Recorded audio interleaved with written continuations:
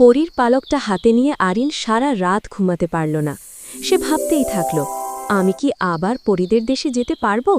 হঠাৎ পালকটা নরম আলোতে জ্বলতে শুরু করল। ঘর ভরে গেল ঝিকিমিকি আলোয়, আর মুহূর্তেই সেই পরিচিত সোনালি দরজা আবার দেখা দিল। আরিন সাহস করে দরজা পেরিয়ে গেল।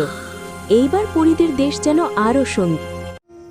স্বাগতম ছোট্ট বন্ধু, এই জাদুর জগতে তুমি খুব বিশেষ। সত্যি? ওয়াও ওয়াও, এটা কি সত্যি একটা ফুল প্রাসাদ? স্বাগতম ছোট্ট তিথি।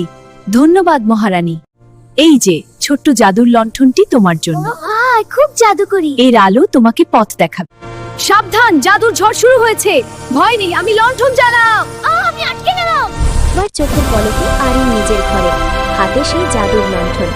সেদিন থেকে যখনই সে কাউকে ভয় পেতে দেখে, মনে মনে লণ্ঠন জ্বালায়, আর তার ঘর ভরে ওঠে অদৃশ্য সাহসের আলোতে।